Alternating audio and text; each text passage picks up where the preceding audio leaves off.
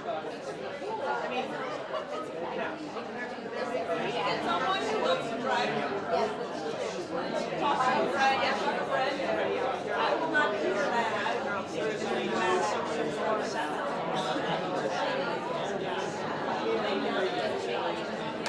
All right. Hello.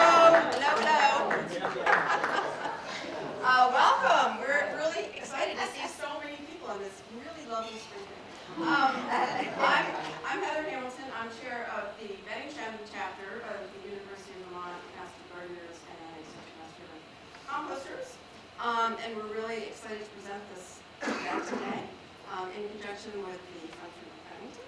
And I'm going to turn it over to Becky so she can introduce our speaker. Just a few notes: the bathrooms are through the exit door over there.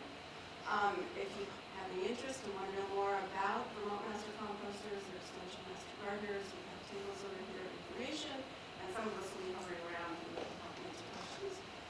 So with that, enjoy. It's all yours.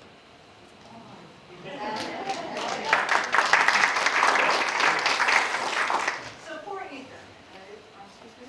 So he gets up in the morning, and so he come visit us, and 6 inches of snow.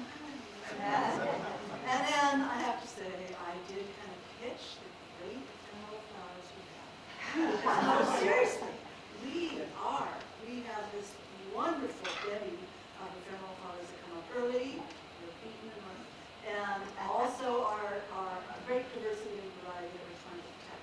Did you see them today? So there were a few, there were some proportions stuff coming up, but so it's 2 for 2 for So you probably know about this fellow. Despite the snow, he and I spent the morning hiking around various forest stands in the area. One area we didn't get is that Bennington is planning to develop this forest area that's in this part of town, and which is a really exciting project, but that was something we just couldn't fit in this money, so we focused on it. So he's a local, folks.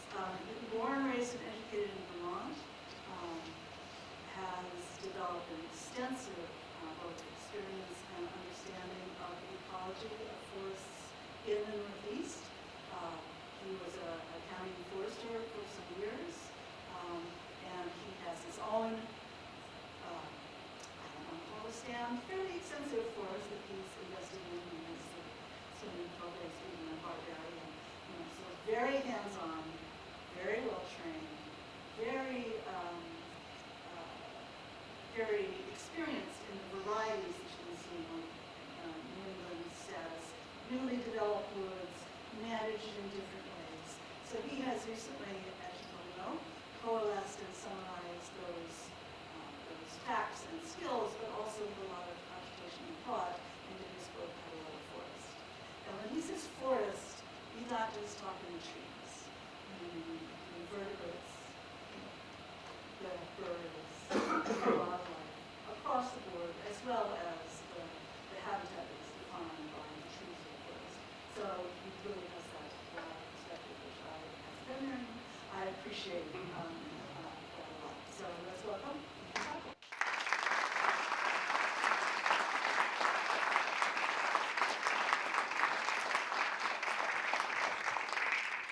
Hi, I'm Ethan.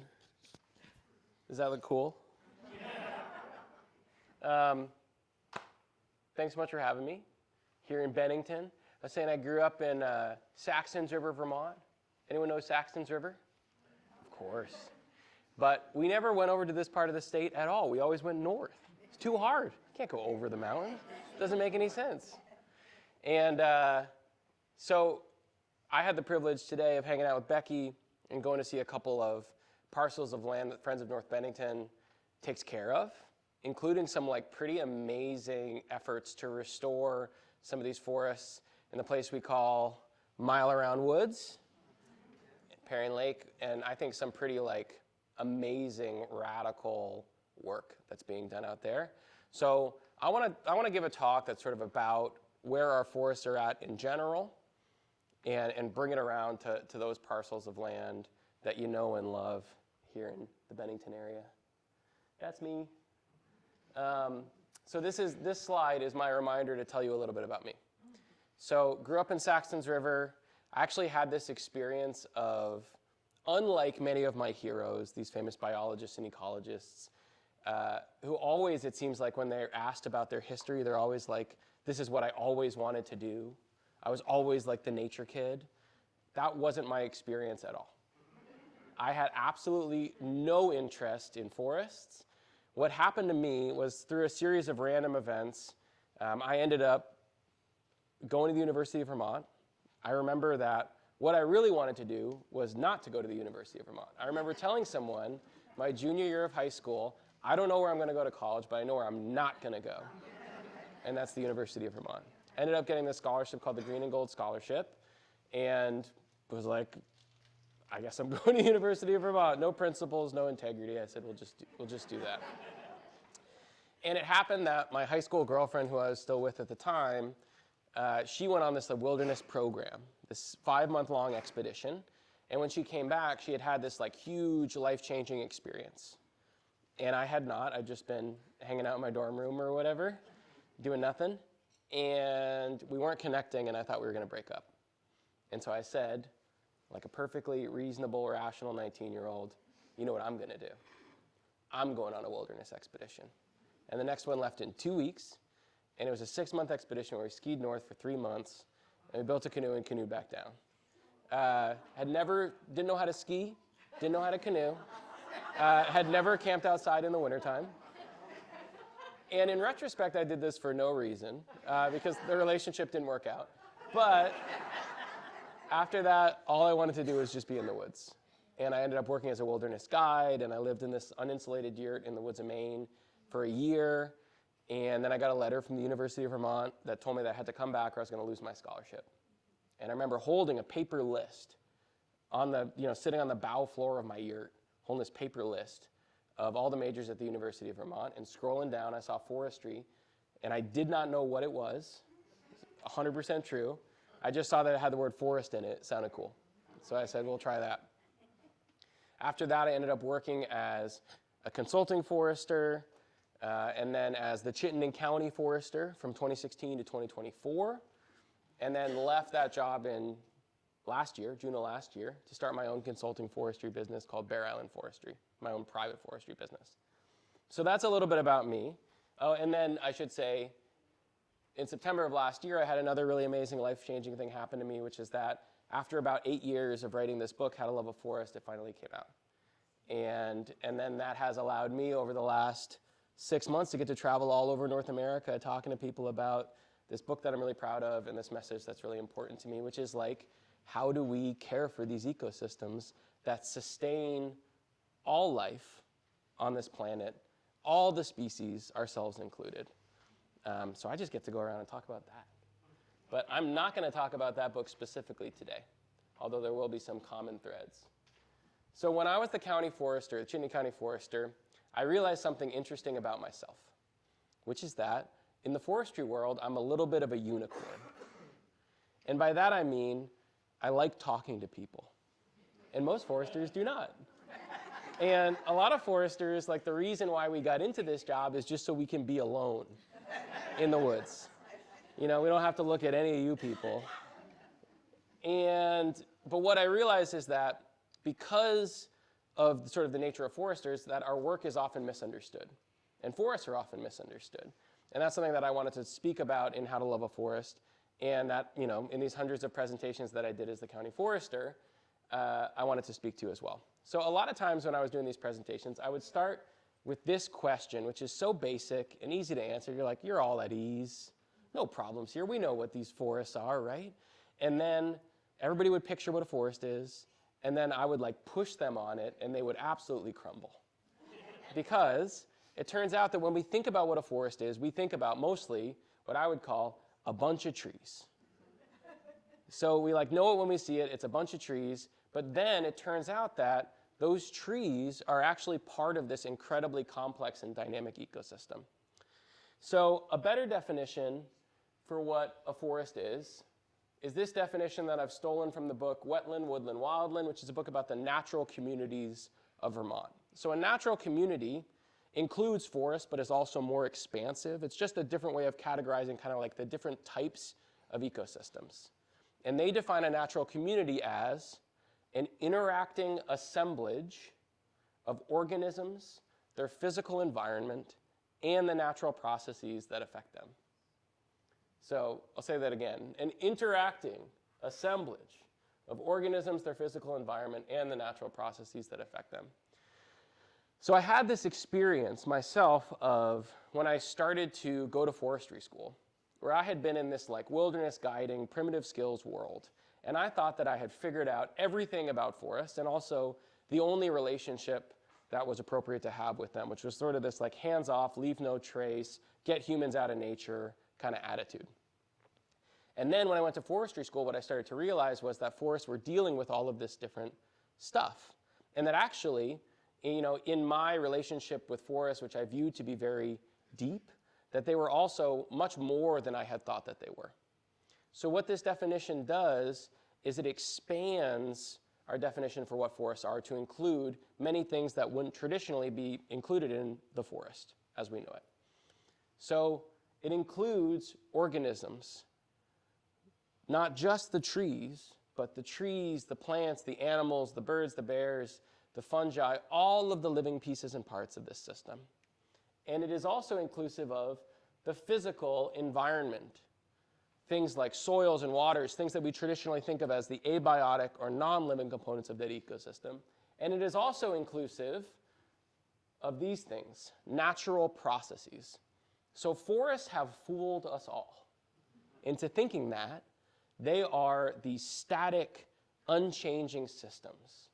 They do this in a variety of ways because they change in these tiny, small increments most of the time. Trees grow very slowly, and they can sort of like, trick us into thinking that what they're doing is not changing at all, when actually, if you study forest ecology, you see that they're defined by these natural processes, by the way that they change, by processes like the profound and beautiful process of tree mortality, which, by the way, is as normal, as natural, as ancient, and arguably as essential to forest ecology as living trees.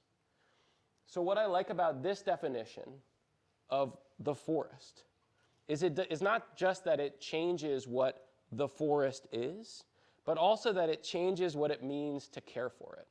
So we are not caring for the forest if we're just caring for the trees. Caring for the forest means caring for this entire web of life that's woven around those trees. So the best analogy that I can give you for the way that I see forests is that they're like coral reefs. So the trees are the coral. They are this living structure that defines this community around which this community is built. But if we were thinking about a coral reef, I don't think any one of us would just be like, it's a place with a bunch of coral, right? We would think about it in terms of this dense and diverse web of life that's woven around that living structure. And that's what forests are like to me. We've probably all heard this word, right? Biodiversity. I was turned on to biodiversity by one of my heroes, the biologist E.O. Wilson. You heard of him? Edward O. Wilson. If you haven't, look him up. Really special guy. What's that? Ant-Man. He's an ant-man. He's a myrmecologist, M-Y-R. He studies ants. He loves insects. He calls insects the little things that run the world. And could rattle off all these amazing statistics about insects, like that they're 97% of all the species on Earth. I'm trying to remember the other really good ones he had.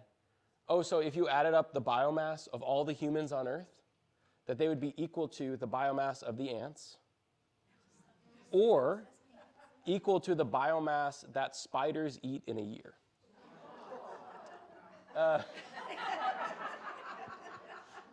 So this word is very important, and it goes with this sort of expanded definition that we've been talking about of what forests are. Biodiversity is a contraction of biological diversity, and E.O. Wilson's definition for biodiversity is the variability between species within an ecosystem, so all of the different species that are present in a given ecosystem, and also between the ecosystems across the landscape, so recognizing that there are different types of ecosystems that are habitats for different species, and the genetic variability within each individual species. So it's inclusive of all the species that are present in an ecosystem, all the ecosystems across the landscape, and all the genetic diversity within each of those species that are present on that landscape. And I think a lot of times, oh my God, I'm so excited to see yellow warblers. Again, they're coming. They will be here soon, in a few weeks. We get fooled by biodiversity as well, this word, where we're like, biodiversity, isn't that a thing that's nice to have, right? Isn't it nice that we can go and we can see a yellow warbler? Isn't that pretty? And actually, when you study these ecosystems, you see that biodiversity is not just something that's nice to have. It's something that is actually essential to the function of these ecosystems. It makes them work. And these connections and interrelationships between all of these different organisms and also these non-living components of these ecosystems and these natural processes are foundational in every way to the function and the identity of these ecosystems. So I want to talk a little bit about history. When you're a forester, you're sort of inherently like obsessed with history because you start to see that our forests are very much a product of their history. And so in any presentation that I give, I like to give you a little bit of a download about the history of this landscape, and in particular, the colonial history of this landscape, which is what defines the forest that we have today. So this is a slide that's meant to help me remember to tell you about old-growth forests. So prior to colonization, which in most of Vermont we're talking about the very tail end of the 1700s and the early 1800s, here in the Valley of Vermont, probably a little bit earlier, early 1700s, mid 1700s, prior to that, we had this landscape that was like 90 to 95% what we would now call old-growth forests, which means that these are forests that had not been extensively disturbed by non-indigenous peoples. Right? Today, on our landscape, we have somewhere between 1/10 of 1% and 1/2 of 1% of our landscape is these old-growth forests. These old-growth forests were fundamentally different from the forests that we have today. So when we think about old-growth forests, and by the way, a lot of times people talk about old-growth trees. You heard that term, old-growth trees? No such thing. Old growth is a forest condition, and it contains many different attributes and structures, one of which is big old trees, which we would call old trees, but not actually a lot of them on average, usually like 10 to 12 big old trees per acre. These forests were equally defined by this quality that in the ecological parlance we call structural diversity or structural complexity, what I increasingly call multi-generationality, which is just many different sizes and ages of trees. So I mentioned that these forests are dynamic, that they're changing all the time. And they do this thing I call the miracle of regeneration, which is where when space is open in the canopy, light reaches the forest floor, they regenerate. They fill that space with life, with new trees. And so when that happens again and again and again, these forests experience disturbances, windstorms and ice storms and forest fires and disease outbreaks again and again and again, each time regenerating from those with a new generation of trees. Over time, you create this extremely multi-generational forest with many different canopy layers, trees in the understory, the midstory, the overstory, the super dominant trees over the trees in the overstory, all these different layers. They were equally defined by deadwood on the ground, by the way, which I know we think is all like an eyesore, but is actually like a foundational habitat structure, providing habitat for thousands of species of living things, helping regulate forest hydrology, building soil for future generations of trees, and doing all this other important stuff. You want to hear a mind-bending fact about dead wood? There's two that I really like. One is that dead wood is incredibly important habitat for our native salamanders. So salamanders, these little cuties that are trying to walk across the road right now, as they're trying to fulfill their life cycle and breed in these vernal pools especially, they are an apex predator of invertebrates, of bugs. We call them the apex predator of the forest floor. And they are more abundant and more numerous than you could possibly imagine. And deadwood is their habitat. So the most mind-blowing fact about salamanders is that they account for the most biomass collectively of any terrestrial vertebrate predator in our forest, which means that if you took all the coyotes and all the salamanders would weigh more. If you took all the black bears and all the salamanders would weigh more. The other interesting fact is that dead trees often have 4 times the living biomass as living trees. So there's actually a community of organisms that we call the necrobiome or the necrosphere, to whom these dead trees is their habitat. Things like bacteria, fungi, invertebrates, actually this incredible web of life, of all these things that we traditionally think of as like, oh, these are the bad things that kill trees, when actually that's their habitat, that's where they live. But so yeah, far more biomass in a dead tree than a living tree. So what we also had, in addition to those old growth forests that had all these cool layers of complexity and diversity that are not present in our modern forests really, was we had old growth landscapes. So we would have had landscapes where forests had been experiencing disturbances of different levels, of different types, and regenerating and responding to them, creating this diverse mosaic of different habitat conditions. Young forests, older forests, forests of all different types and ages and expressions. One contributor to that landscape level diversity, beavers. Beavers are cool. You heard it here first. So one thing that I really like to talk about to demonstrate like the level of landscape level changes in these early days of colonization on this landscape was to talk about beavers. So beavers are actually the first species to feel the impact of colonization as early as the early 1600s. They were trapped on a massive scale. Does anybody know why? For hats. There were a bunch of European trappers, and the Europeans also created this economy with indigenous peoples where they would trade all of this really cool stuff for beaver pelts. By 1670, 250,000 beaver pelts had been shipped to Europe from the Connecticut River Valley of Vermont alone.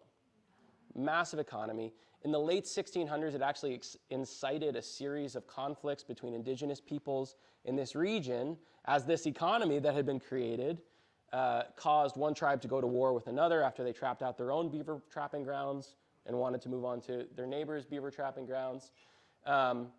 It was just this incredibly pervasive impact. And the reason that it was so harmful to our ecosystems and so profound was that beavers are what we call a keystone species.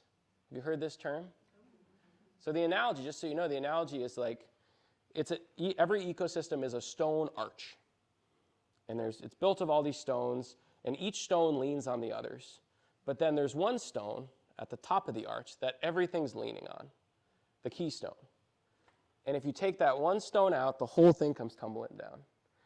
Beavers, by impounding waterways, they create this succession of different habitat types, which are essential to thousands of species of living things, from aquatic plants, aquatic organisms, birds, amphibians, reptiles, all these different things, and really contributed to this incredible mosaic of habitats that we would have found in our valleys.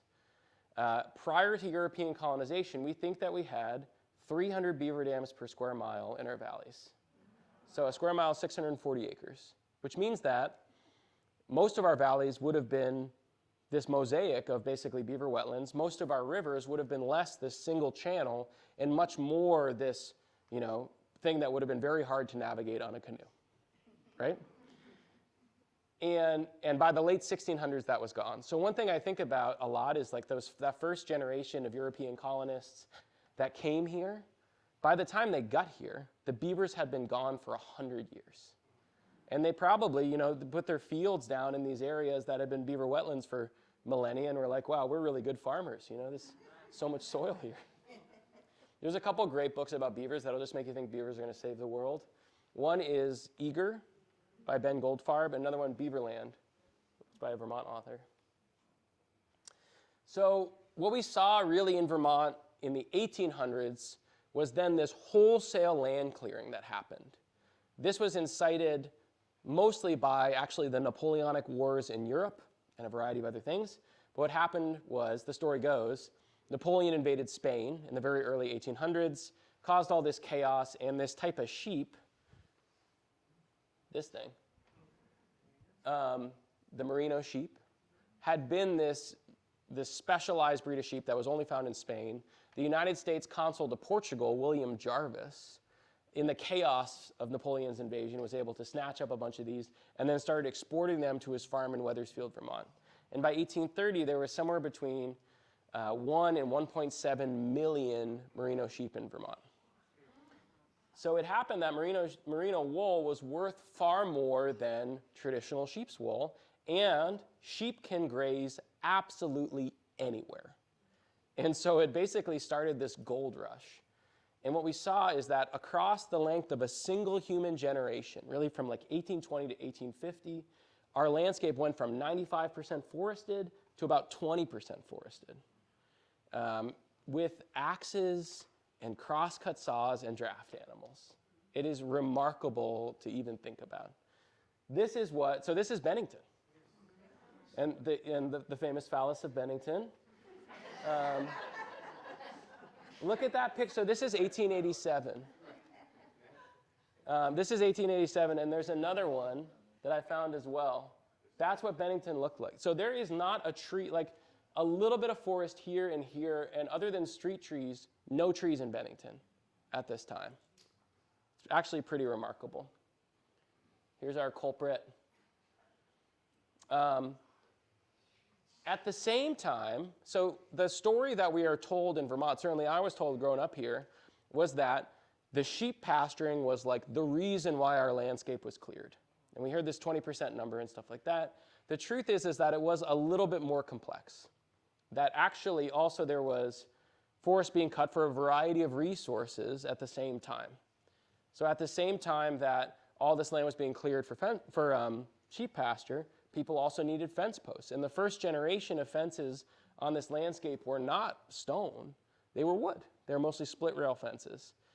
And so if you needed all these sheep pastures, you also needed all this wood for fence posts. And at a certain point, fence posts became a kind of currency in Vermont.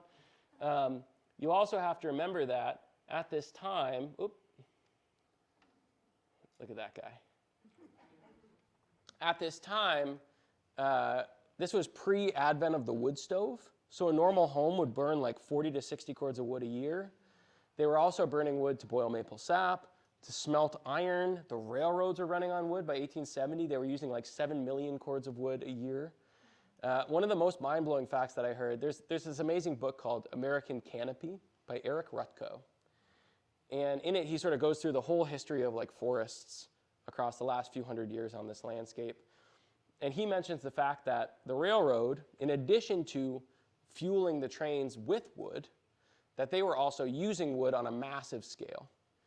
And that by 1870, the amount of wood needed just to replace railroad ties that were going bad, not to build any new sections of track or anything like that, was the equivalent of clear-cutting 150,000 acres a year. Remarkable. People used wood for absolutely everything. Another book that I love that talks about a lot of this stuff is a book called A Reverence for Wood by Eric Sloane, which is a lovely book. It's beautiful as well. It talks about charcoal.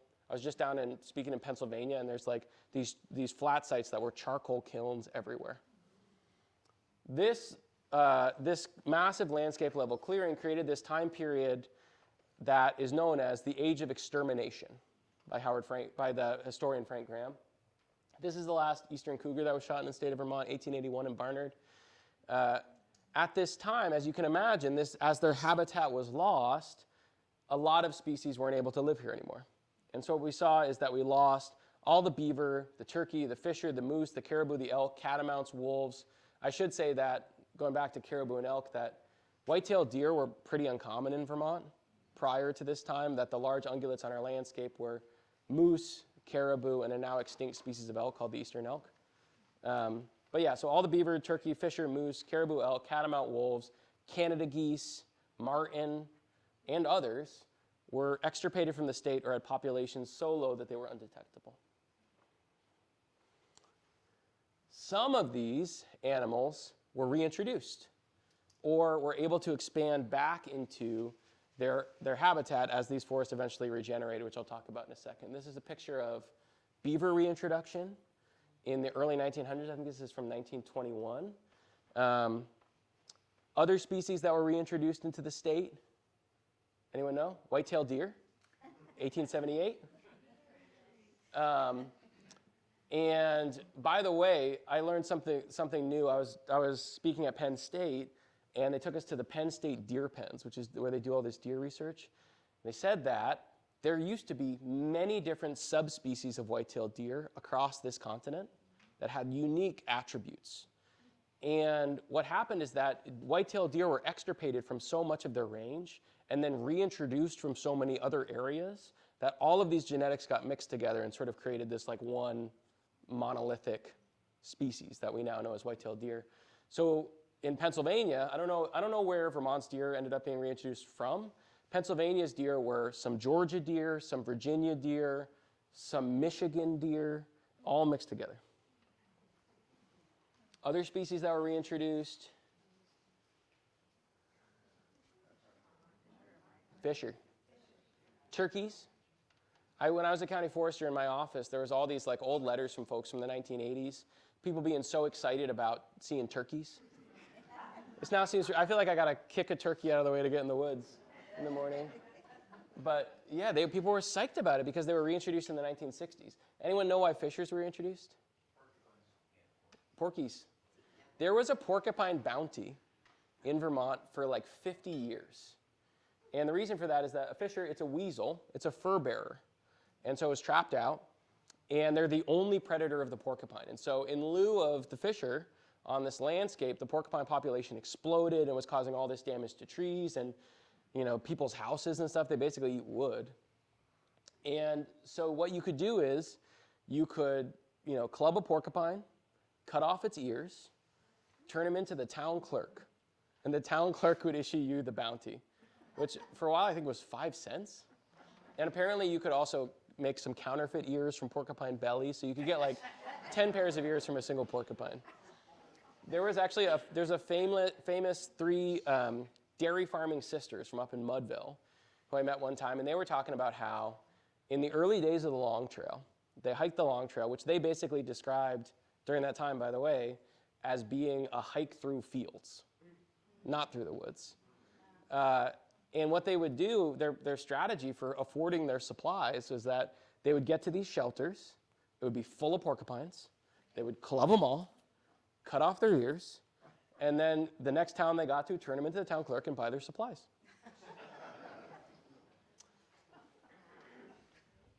I didn't do it.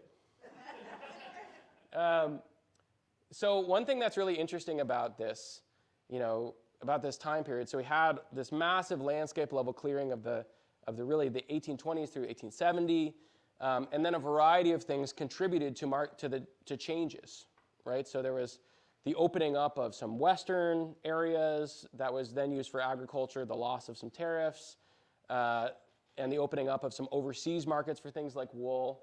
And what we saw is that the forest started to regenerate in these abandoned agricultural lands as, the sheep market, the wool market crashed, as different things happened, as the Great Depression happened, as World War II happened, in the moments of these human cultural events, we saw these pulses of reforestation as these fields were abandoned. One of the biggest ones that I see across Vermont's landscape is related to this. So in 1955, Vermont passed a food safety law. And one of the things that it did was require dairy farmers to have things like refrigerated bulk milk tanks. And most dairy farmers in Vermont were really small scale. And what they'd been doing for 100 years was they would milk their cows and they put them in milk cans and they bring them down to the creamery. Now they have to get a milk truck up to their farm. They had to afford this expensive, bulk milk tank, and most of them just couldn't do it. And so all of their pastures went fallow. And so we have a massive generation of forests on this landscape of trees that are all 60 years old. They're the trees that established in these abandoned pastures when these dairy farmers went out. So as a result of that, the forests that we have today on our landscape are not normal for a variety of different reasons. But even when we just consider the legacies of history on them, remember that we started from this place of having these old growth forests with all of these beavers and these different species of wildlife. And today, the forests that we have across our landscape are really, really lacking in almost all of the qualities that those forests had. They are relatively young. Most of them less than 100 years removed from being an agricultural field. And as a result, they lack big old trees, for the most part. They lack that multi-generational quality. They lack qualities like deadwood on the ground. They are dominated in many cases by species that happen to be good at growing in old fields, like white pine. The white pines that we know on this landscape are almost 100% growing on a site where there would not have been any white pine trees 300 years ago. They just happen to be good at growing in fields as they go fallow. And in the long term, they're not going to be as big a part of our forest as they are today. I think by some measures, they're the second or the third most common tree species in Vermont. They were much less common than that historically. They would have been growing mostly on these really deep, well-drained soils on the floodplains and surrounding areas around our big rivers and the Champlain Valley. So they're missing all of these qualities. Oh, another thing, so we have these disproportionately younger forests that are lacking big trees, diversity, complexity, dead wood. We also have landscapes that are lacking the qualities of those old growth landscapes. This diverse mosaic of different habitat conditions and forest types. We also have really different composition, right? Dominated by those tree species that are good at growing in these old fields. Does anybody know, prior to colonization, what the most common tree species in Vermont was? Beech. American beech. So American beech, 400 years ago, was a species that had this beautiful, smooth gray bark, was capable of living to be 400 years old or more. We have these reconstructions of what our forests look like prior to colonization, and we think that in most of Vermont, beech was at least 40% of the trees. Where I live, in eastern Chittenden County, it was probably 60% of the trees, fulfilling a very similar role, actually, to the role that American chestnut played in these Appalachian forests, where you hear about it being this really foundational species to the ecology of these forests. Today, that has changed, right? We have beech, I think, is 3 to 5% of our forest. And that's a result of a number of different things. One of them is a non-native pathogen. Now 2 non-native pathogens, beech bark disease and now beech leaf disease. So as these forests have regenerated, and we should say, by the way, that the fact that we have any forests at all, after all of that, is a miracle. And a real statement of the resilience of these ecosystems. Like, how could it be that you could clear this ecosystem and then you could maintain it as a pasture for 150 years, and then you let it go and it just becomes a forest again? It's remarkable. But at the same time, we're seeing a lot of different things affecting them and limiting their ability to really become themselves again, to really recover, to regenerate, and to develop those qualities that have been lost.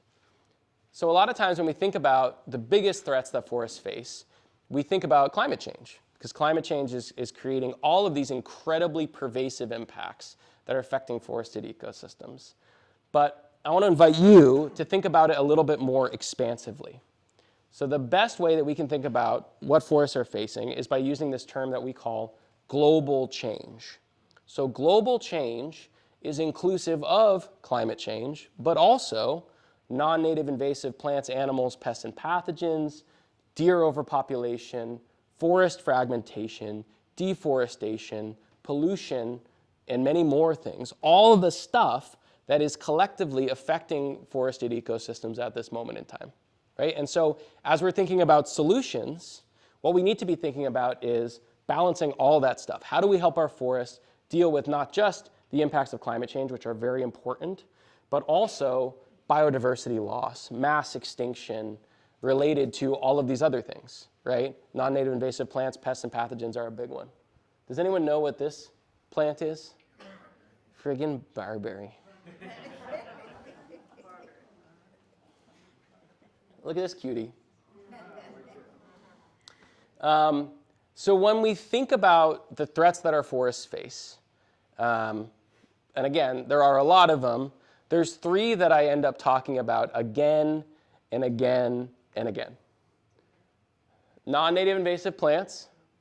This is buckthorn and honeysuckle. And today, when we were touring around these these lands here in Bennington, this is like one of the biggest, most profound threats that forests face. I know we all think that these are like just plants or whatever.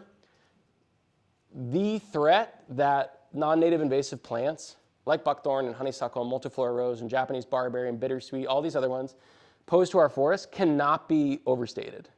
It is an existential threat to forests' ability to provide habitat for all of the species that rely on them, for their ability to maintain these complex natural processes that have sustained them for thousands of years. Where those species are present, they can't do any of that stuff. And it is incredibly, incredibly important that we control those.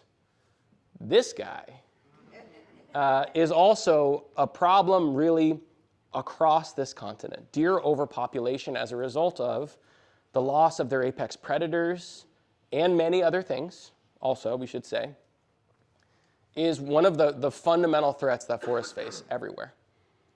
And it's actually been pretty wild to get to go tour around this country and see how bad this can get, and to see how lucky we are to have only the deer overpopulation that we have. I did a presentation earlier this week for the Aldo Leopold Foundation, and I was remembering Aldo Leopold's essay, Thinking Like a Mountain, for which is in Sand County Almanac. Do you all know that book? He wrote this essay in the 1920s, where he was blowing the whistle on predator extermination and deer overpopulation that resulted in that. That's 100 years ago, people. And still, I think especially here in Vermont, we're like, oh, but this couldn't happen to us. It is happening to us.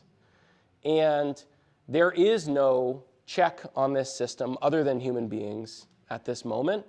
And if you want to see how bad it can get, all you got to do is drive south. I went to Maryland. So I should say that in Vermont, our population target is we want less than 20 deer per square mile. We probably have, on a statewide average, it's not true for every single place, like 25 to 30. In this county, probably more like 40. In Maryland, I did a walk there, and their target is 8 deer per square mile, because they think they can sustain 20, but they've had deer overpopulation for so long that they need to reduce it further to let the habitat recover. They have 200 deer per square mile. I went to Reading, Pennsylvania, 350 per square mile. So I know that we all hope that nature will take care of all these things, but I don't know when that will happen. 1,000 per square mile? Eat more deer. So what's that? Eat more deer. And I do have to say too that with deer, there are some changes that I think are good changes that are being proposed to our hunting rules this year to try and make it, to incentivize more harvesting of antlerless deer, does, which is really what we need to do to keep our population in check. We are so lucky in Vermont that we have few enough deer that if we have enough hunters, and if we hunt deer in the right way, we can actually maintain these population levels that are sustainable for all the living things in our forests. If we let it go above about 40 deer per square mile, we have less choices. And that's where the research suggests that you need to hire sharpshooters to come in and be killing tons of deer, which is a bummer, and is also something that absolutely probably needs to happen in 95% of whitetail deer's range. But as you mentioned, good news, they are made of meat. And we have sometimes I think about this fact that isn't it amazing that here are two things that are true at the same time. Commodity beef production, completely unsustainable. Massive carbon cost. Whitetail deer walking around full of meat that we can harvest while solving an ecological problem. How could both these things be true at the same time? I think we need to start thinking about deer as a resource. So these are really scary things. And there's a lot of other things. I'm not even mentioning these tree pests and pathogens, which are also totally scary. When you start getting into those, you start to realize how easy to control these two things are, actually compared to something like beech leaf disease, which is like a microscopic nematode. But none of this matters if we can't control this. So if we do nothing else, we need to end deforestation and to really, really try to, as best we can, to stop what we call forest fragmentation. So deforestation is not the cutting of trees. Deforestation is the permanent conversion of forest land to another land use, in particular, like residential and commercial development. So if we, in Vermont, we lose more than 10,000 acres of forest land a year. So if we looked at the chart of us gaining back forest, we have this like beautiful line, right, where we're just like, yeah, more and more forest over the last 100 years, more and more forest. And in like 2008, 80% forest. We're like, we did it. And then it's just going down like this now. So if we can't stop forests from becoming not forests anymore, we can't do anything. And the other thing that's a little bit more insidious than deforestation is forest fragmentation. Forest fragmentation is where large areas of forests are cut up into smaller and smaller pieces by development, by roads and driveways, which have these incredible effects that massively change the function of those ecosystems. And it's this weird psychological thing where we're all like, it's just one driveway. It's just one house. And then it's like this death by 1,000 cuts, right? And suddenly, we don't have any of these large intact forest blocks that are providing habitat for tons of different species that we need to support, and also providing connectivity for species to be able to move across this landscape. So if I were to give you, well, so deforestation is its own bear. For forest fragmentation, if I were to give you one rule today that you could take home with you and give to your local planning commissions, limit driveway length, 50 feet. We all want a nice long driveway to our own little private part of the world, and we don't see any other houses. We can't do that anymore. That's over. And we need to also think about increasing the development. Like conservation, I think, gets a bad rap of that it's like anti-development. It is not. Conservation is just about doing it in the right way. So we need to really focus on concentrating our development in areas that are already developed, and then increasing protections on areas that are not currently developed. So, and I want to say too, I keep on almost changing the slide. I want to say too that, so we have these lands, like, so I spent the whole day walking around in Mile Around Woods and Lake Perrin. And what I was seeing there, by the way, I had to keep on stopping and telling Becky that y'all who are managing those parcels are doing such an amazing job. These are not easy things to deal with, right? And we need to deal with them. And the stuff that we got to do to take care of them requires us to do a lot of work, and also to sometimes make some ideological compromises, like cutting trees, like killing deer, that none of us want to do, but at the same time, we have to do to help our forests respond to this incredible volume of stuff that they're dealing with. It is, at this point, unreasonable to expect that after all that these ecosystems have been through, that they're just going to magically be okay without any help at all. The help that we need to give them is incredibly radical. And that's what gets us into this idea of stewardship. So sometimes, I'm like someone who enjoys doing things in ecosystems. I believe in like this sort of the radical nature of taking action to help correct these problems that have been introduced into forests by management of the past, to help them deal with these threats and stressors in the present and then move into a better future. And sometimes I think that people think of me as someone who is a proponent for forest management, and I'm not.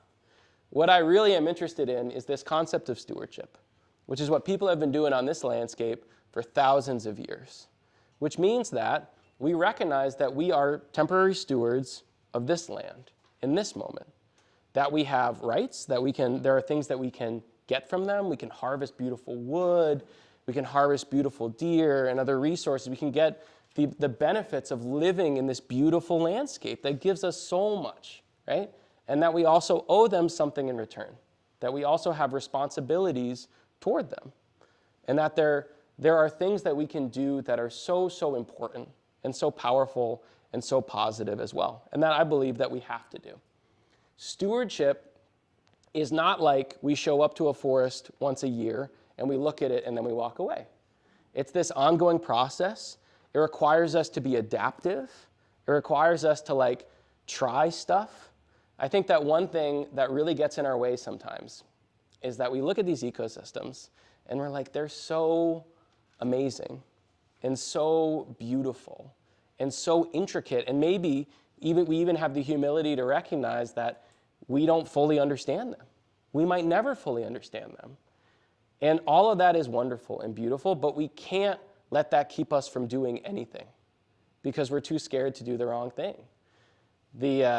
This is what I think for people who really, really care about forests sometimes gets us bogged down, right? Is the fear of failure, letting the perfect be the enemy of the good, when really anything that we do to help them in this moment can be incredibly powerful. So stewardship is just this state that we live in, right? Where we're holding these ecosystems as much as we can, not just to do stuff for us, but to also live their own lives, giving them help where we can with the tools that we have.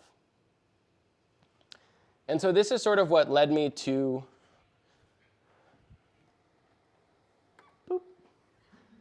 want to write this book, is that especially a lot of it's focused around my own land, which is called Bear Island, which is this forest that, as I say in the book, had every problem that a forest could have when I bought it. The invasives, the incredibly just degraded forest, eroding skid trails. It was just bad, really, really bad. And as I worked out what actions I could perform to help this forest be healthy again, very little of them were just as simple as me just like filling my pockets with wildflower seeds and just like going out there and doing this, which we all want to believe that's what we do. And we can do that as well, but it was much more like cutting trees, right? And teaching myself to be a hunter and teaching myself to run an excavator and, controlling these non-native invasive plants. All of these different things that I think to the outside world could seem like they were me in these forests being like a colonist and I know what's right for these forests and I'm imposing myself on them. And really what they felt like were these incredibly profound acts of love, because all of those things were incredibly difficult for me to do. They required a ton of work and investment and also sometimes ideological compromise and sacrifice and really moving past the realm of like what was comfortable in order to get forests to a better place. And what I've seen over the 7 years that I've owned Bear Island is, I had this idea that by doing all this work, I would be stopping the bleeding, like bailing out the boat and, just keeping this ecosystem from collapse. And I did that. But what it's also been is an ecosystem that is so much more full of life now. So I'm thinking about the radical work that's being done at Mile Around Woods. And here's this property, right, that has so much significance to this community, that so many people have spent so much time living in and loving. And now here's this work that's being done, right, that is changing it in some way. And it might be like a little scary and a little jarring and like a little bit confusing. But what I'm seeing is a forest that is being helped to become more of itself, right? To offer more to the people of the world. And we can't do that if we're too scared to cut a tree, right? One of the things that I'm increasingly fond of saying is that if we want to save everything, we can't save everything. If we're too scared to do anything hard, we're never going to get anywhere. And we need to get somewhere, not just to, pass future generations forests that aren't any worse than the forest that we have today, but to also like build a better world, to give them a forest that has more birds and more plants and more resilient ecosystems. As we do this work also, this is something I'm really excited about, is using forest management as a tool to restore some of those old growth conditions, right? Again, requires cutting trees, but using forest management, the cutting of trees, logging in the right way, we can actually help develop those qualities, that multi-generationality, that deadwood on the ground, things like that, in decades rather than centuries. And something that's interesting to think about when we think about what those old growth forests were like across our landscape is that it's interesting to study these old growth forests, not just as this like anachronistic thing, isn't, like we're historians and isn't it nice to know about the history, but because the conditions that we find in those old growth forests are the conditions that all of our native species adapted to for thousands of years. And so when we don't have those conditions in our forests, there are things that are missing. There are habitats that are missing. There are birds, there are plants, there are other living things that can't be here because those things aren't here.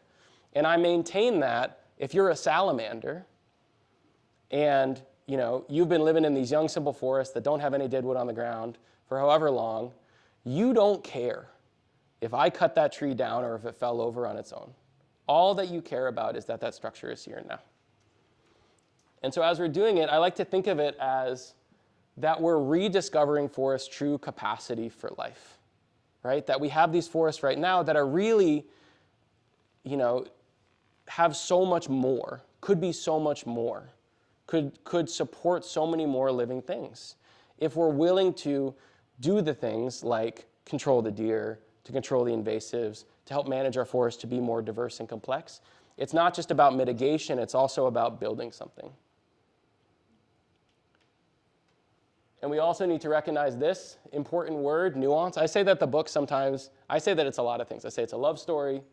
I say it's also a celebration of nuance. Because one thing I want to impart to you is that a lot of these things require us to be nuanced in the way that we think about them. So I don't want you to leave here and be like, cutting trees is good. It is not. Cutting trees is something that can be done in ways that are extremely harmful and exploitative, that degrade ecosystems, and done in a different way can help ecosystems heal. In the case of my forest, Bear Island, 30 years ago, these loggers came to my forest and they used this equipment, these skidders, which are this type of logging equipment that has a cable winch called a cable skidder, made by this company Timberjack in the late 1970s, early 1980s. So they used these Timberjack cable skidders from the late 1970s, early 1980s, and chainsaws, and they created all these problems that I'm going to spend the rest of my life fixing. And today, as I heal my forest, two of my most powerful tools are my 1981 Timberjack cable skidder and my chainsaw. There are so many things that are like this, that used in one way can be harmful, and used in another way can help these ecosystems heal. And there's another thing that's like that, by the way, which is us. There is no doubt that we have caused, as a species, all the problems that ecosystems face, and I believe that we're also their best hope for a better future.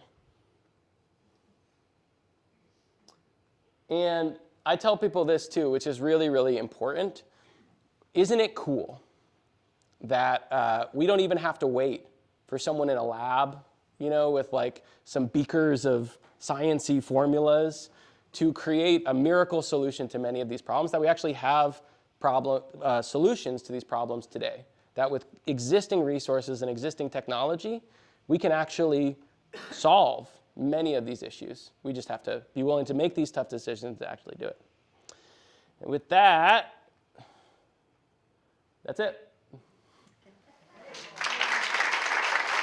So, and I'll go back to this. Oh, 1 second. What? 30 minutes? And yeah, I'd be happy. I would love to take some of your questions. But before he does, Yeah.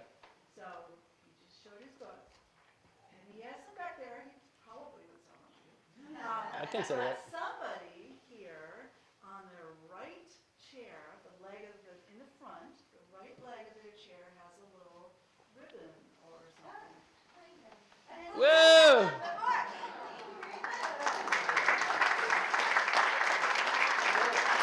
Can I sign it? Does anyone have any questions? By the way, people are always like, I'm sorry to bother you, do you want to sign a book? I'm like, are you kidding me? This is the coolest thing I get to do in my life.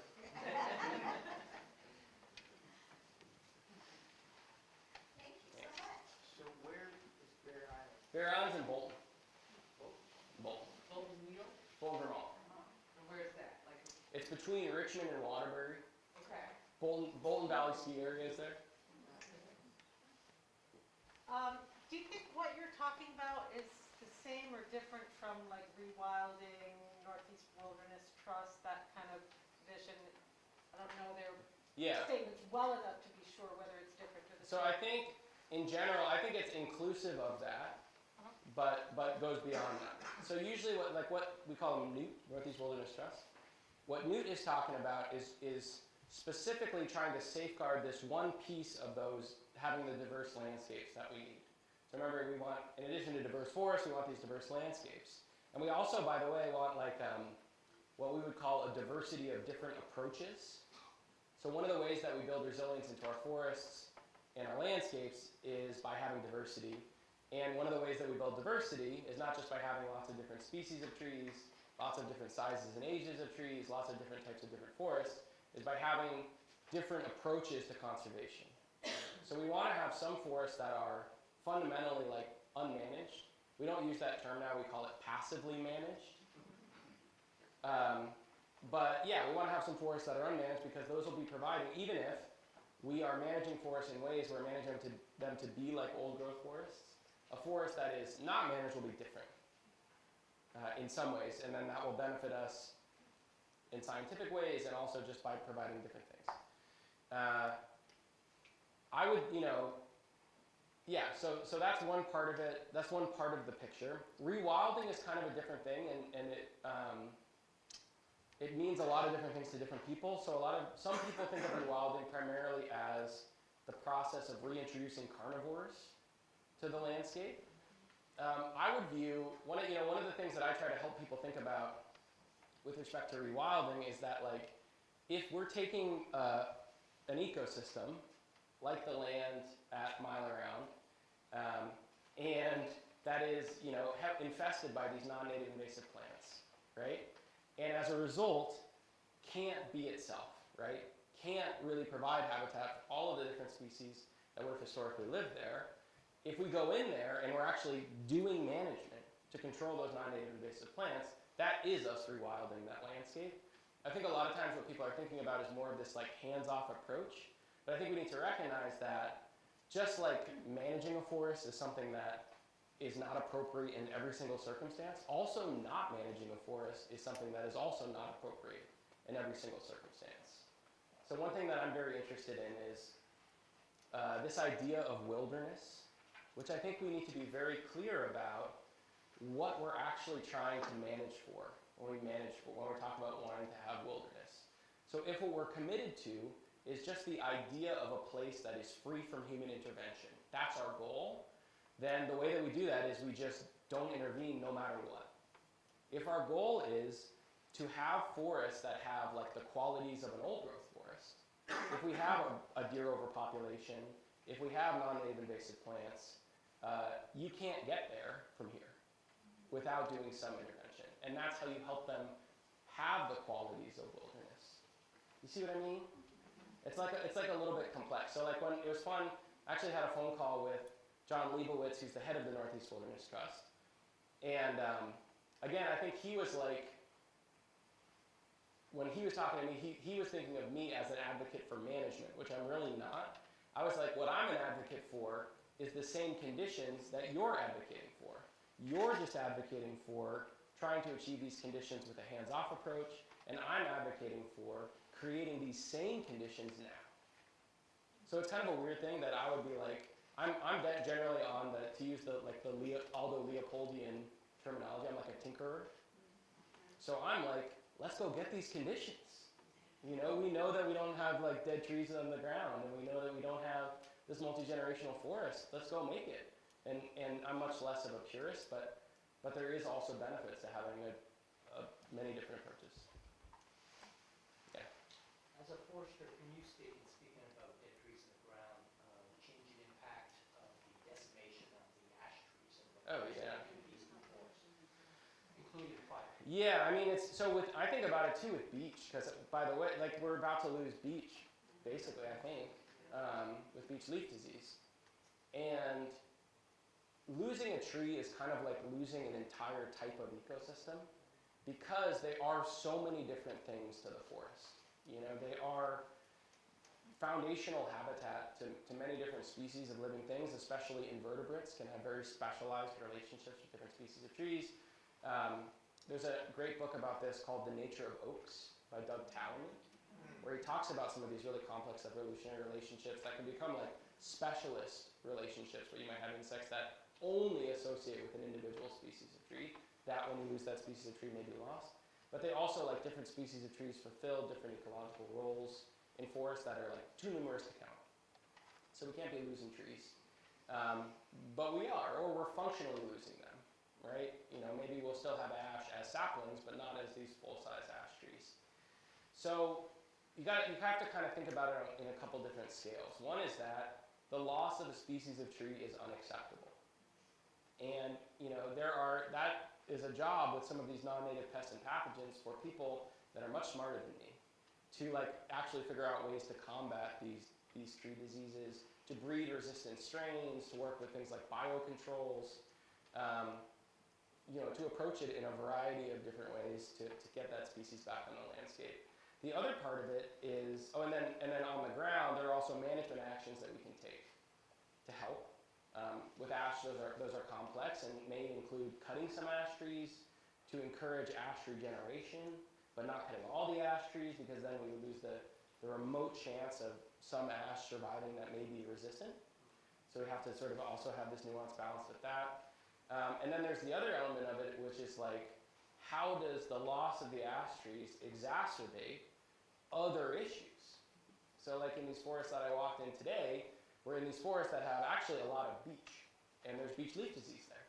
So if those beech trees die, and in the understory is all this Japanese barberry, and all this, the evidence, you know, and this really decimated understory from this Europa population.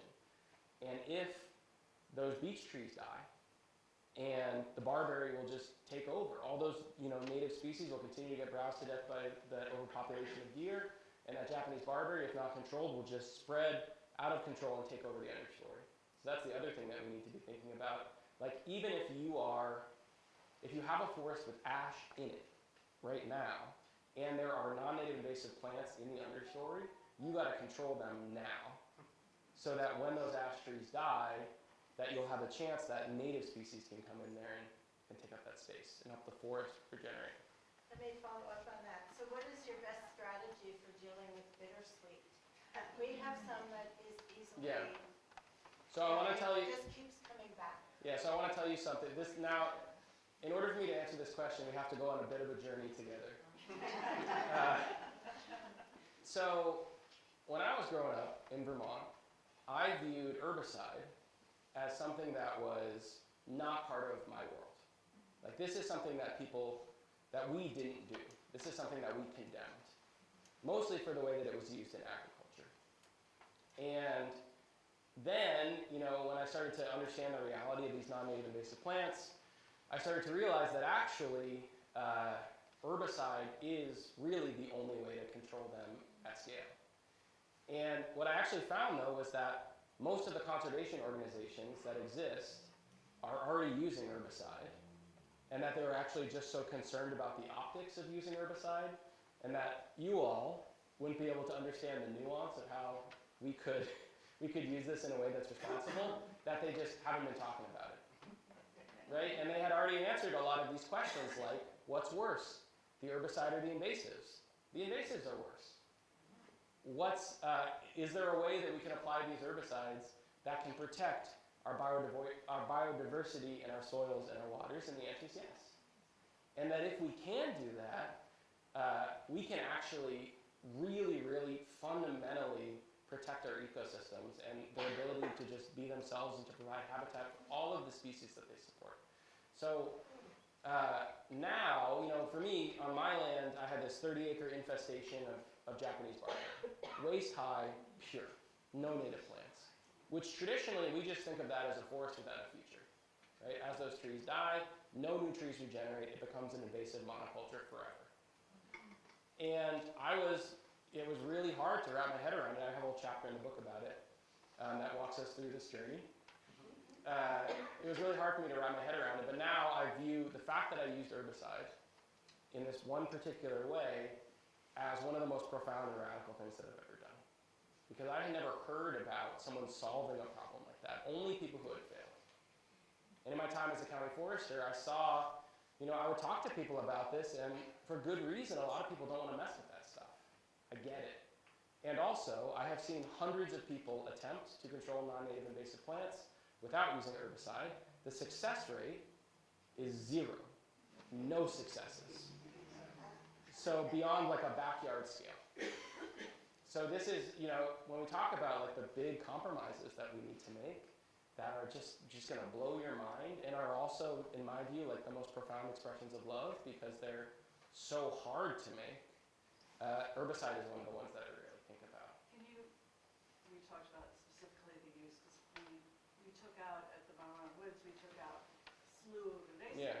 the ones that are making the seeds, and then we waited till new ones come up, and yes, we Yeah. use herbicide.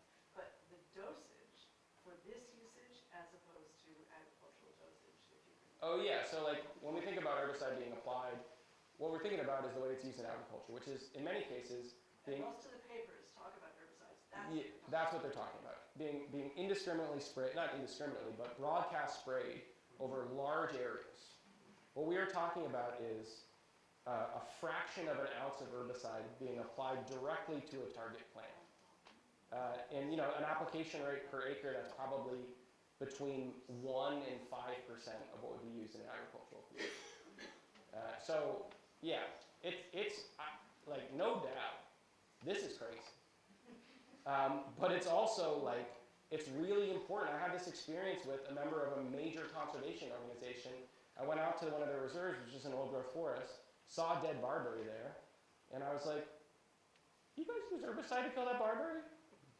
And he was like, yeah, don't make a big deal about it though. And I was like, well, I wish you would, because here's this choice that we're making, and if we're making these choices, like, we should be proud of it. And we should also trust the public that you all can understand that this is one of these tough choices that we need to make to protect our biodiversity. One thing in a very subversive way, I feel very subversive when I'm like using this chemical that was used to actually to lower biodiversity in these agricultural environments to actually protect biodiversity. Can do it. Yeah.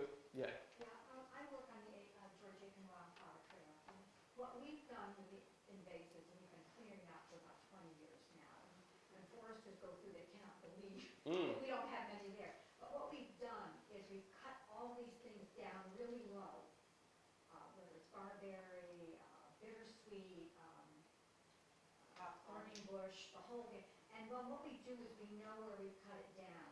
We know it's going to come back up. And then we go and spray it. At Yeah. this point, we're spraying just a very tiny area. Yeah. It's small, and it really, And that's I what's, mean, we don't have much barberry in Yeah. here. There's a section we haven't really gotten into. But then you're not spraying it and getting it all over the place. Sure. But, for something like barberry, there's no way you can pull it out. Bittersweet right now, if you go in, you'll see all these little vines with little green around. Yeah. That's bittersweet. Some of that you can pull out because it's small. But when you're dealing with something that's really in the ground and has gotten big, you're never going to get rid of it by spraying it.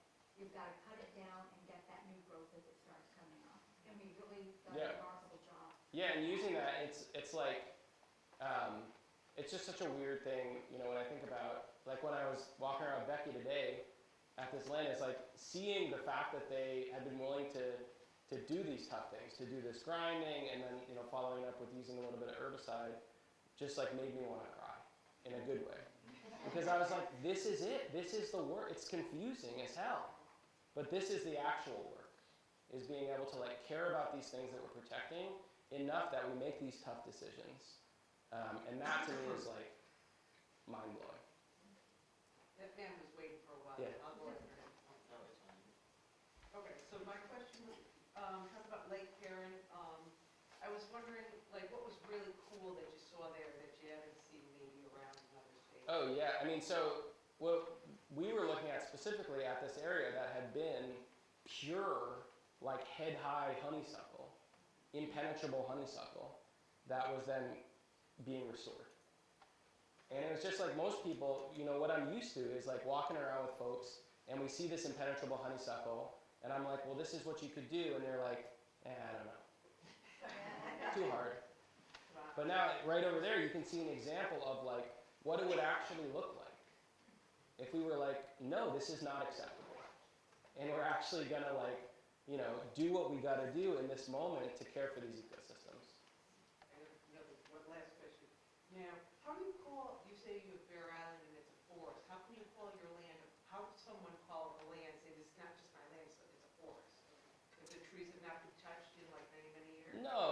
if it's anything by that definition that we talked about, that's a forest. So it's this ecosystem that's built around trees. Yeah. Yeah.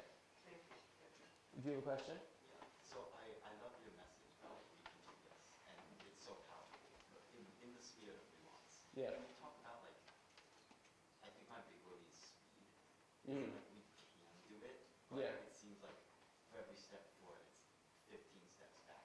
Mhm. Do you have like, thoughts on this? Yeah, I mean, we're not in a what's a good way to say this?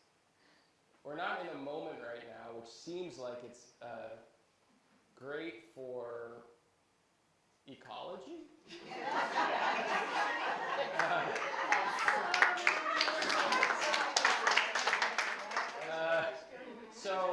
But here's the thing. I actually thought about this where I was like, it depends on what we're talking about individually, like what individual project we're talking about. But I work with researchers at the University of Vermont, where the funding for every study that relates to climate change, biodiversity, anything related to that has now been pulled. And so I was like, okay, we're timber people now. Right? And and it's just like a question of like with the environment that we have, how do we do the stuff that we got to do? And fortunately with these forests, forests are many different things. They have massive community benefits to our local economies, to our quality of life, to clean air and clean water. They produce local renewable resources, and they produce this thing called timber, which is something that we can produce in a way that is yes harmful or incredibly profound, that we can actually produce while we're restoring these forests. So for me, in the environment of this moment, that's how I'm pivoting, is being like, everything that we want to do for climate change and for biodiversity, we can also do in the name of timber. And so that's how we're starting to reframe the research work we want to do and stuff like that. In terms of speed, a similar thing is here. One of the cool things that we have with respect to restoring these old growth conditions and stuff like that is that we have the ability that we can actually do these things commercially, which is very interesting. So I did a talk years ago in New Jersey. And in New Jersey, the foresters there were like, yeah, we have no loggers, no mills, no markets for wood products. And so the result of that was that everything that they wanted to do was such a struggle. They wanted to create these conditions, they wanted to restore these habitats. Everything was non-commercial, which means that the landowner needed to pay for them out of pocket, which really limits the scale of what you can do. So the landowner's like, I'd like to create old growth conditions on 10 acres, and it's going to cost $20,000. And what we can do instead is using here, because we have loggers and we have mills and we have markets, although we're losing them all the time, is we can do this work commercially. Right? And we can actually create these conditions at scale over hundreds of acres a year with an individual logger and be producing local renewable resources in the process. So as far as creating more diverse conditions, I think that that's one of the most powerful things that we can do. And then we can take the money, because we're actually generating income, and then reinvest it in doing non-commercial aspects of this work, like invasive plant control. There's also, with some of this work, one thing that I've uncovered on my own land is the power of our ability to do stewardship as landowners. Vermont is 75% forested. 80% of that land is privately owned. So we have actually a ton of capacity, not always a ton of expertise, but there are things that you can do if you own land yourself that you can start doing today. If you're using the right tools, like if you're trying to control plants and you're willing to use a little bit of herbicide, or you're willing to cut down some trees, we can actually affect massive changes collectively. We just have to be willing to do it. A lot of this stuff is hard because, what I'm really talking about and trying to effect is culture change, which is a thing that's kind of hard to put our finger on. How do we value these ecosystems for the fact that literally we can't live without them, and change our culture to just be that's the thing that we recognize. We know that we can't live without forests. And how do we change our culture to, instead of thinking that the way that we love ecosystems is to leave them alone, to being that we can actually have a relationship with them that is powerful and beautiful and positive. one of the ways I'm trying to do this by writing a book about it. We'll see if it works. Can you speak to the changing nature and the threat of fire in New England? Yeah. Because it seems really apparent that this is something that's Yeah, it might be. I mean, so there's a couple different things. So it's different in different parts of New England. In Vermont, we have some fire-adapted ecosystems, but not a lot. And there's a difference between also fire-adapted ecosystems that may have regularly burned and like ecosystems that are a risk for like catastrophic wildfire, which is different. And so I do all this social media stuff, I make all these videos, and sure enough, every time I make a video where I'm like loving the fact that there's a dead tree on the ground, some forester from California tells me that I should like go to jail. And so right now, what I would say is that we're not at a place where we need to think about managing forests with respect to mitigating wildfire risk in Vermont. That said, we might get to a place where we do. But right now, what I tell people is that there's no amount of dead wood that you could put on the ground that would be too much. But we're also aware that like conditions are changing, and our climate's changing really fast, and weird stuff could happen that could change cities, but at this moment, that's where we are. That said, the use of fire as a habitat management tool is something that we want to see more of. I appreciate that, absolutely, but the Quebec fires, I know. is not what you typically think of as an area that's conducive to fire. Yeah. What brought that about? I didn't do a deep dive into that. It was like a radical, like generational drought, plus forest types that are in these boreal forest types that are a little bit more fire prone. But yeah, I remember that 2023. Right? That was wild. I mean, it's we sort of have to balance all this stuff at once. So what I would say is like what I'm thinking about balancing is, the need for deadwood on the ground for all these other reasons, and then the potential future risk of wildfires, and I think that we just need to be adaptive. So like right now, don't worry about it, but there might come a time when the state of Vermont is like, hey, this is a thing we worry about now, and please then also listen. One more question? Yeah. I spent a lot of time in the Adirondacks. My family has for 5 generations, and I just was wondering, are there old growth forests in that? I mean, Yeah. I haven't really studied the stuff, so. Yeah. Okay, are there just specific areas? Yeah, I don't know as much about the Adirondacks, but I know that there are in New York, of all the New England states, has like by far the most old growth forests of any of the New York and New England. But I don't know. There might be some sort of a listing somewhere in Vermont. I know that there was a Brave Little State episode they did about old growth forests, where they had a list of some of the known old growth forests in Vermont. It is cool to see because they don't look like how you think they're gonna look. And they can look all kinds of different ways, but it's a cool thing to see as sort of a level setting, because I feel like a lot of times what you realize is that we have this idea of what forests are supposed to look like. We call it shifting baseline syndrome, where the conditions that we're used to we assume are normal. And so if you walk in the woods a lot, you walk through these forests and you're like, this is what a normal forest looks like. When actually, this is only what a normal forest looks like for this one teeny tiny moment in time. And it is completely abnormal in the span of thousands of years that these forests have been developing on this landscape. So like you go into an old growth forest and you're like, oh, they look messy. They look different. There's dead trees on the ground. There's these dead standing trees and big trees that are sort of half alive and half dead, and they have this multi-generational structure, and they just don't look how you think they're going to look. So that's a cool exercise. So I lied, Johnny. Yeah. Johnny. I guess I'm the last. For private landowners, Yeah. how do we know what trees to cut down and make a healthier forest? So a couple of different things. One is, so when I was the county forester, one of the big tasks that I struggled with was like, just how do you reach out to people? This is how I started this whole like social media thing and doing all these events and stuff. And one thing that I would say is that there's this whole conservation community, all of these organizations that are trying to reach you right now.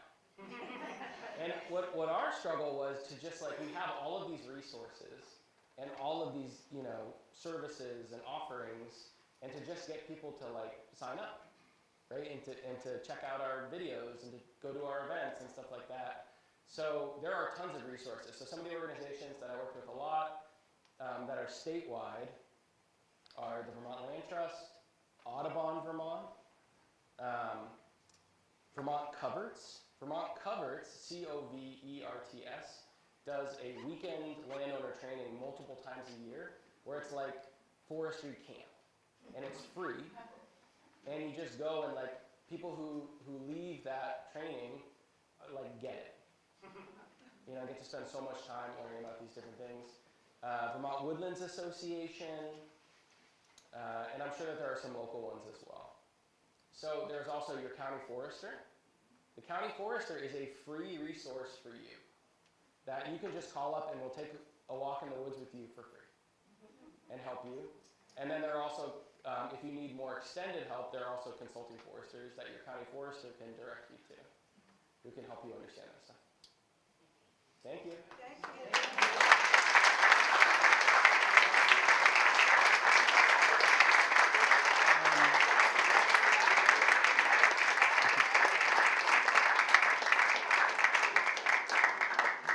If anybody wants to buy a copy of the book, I've got on the back. That was fantastic. Thank you. Thank you.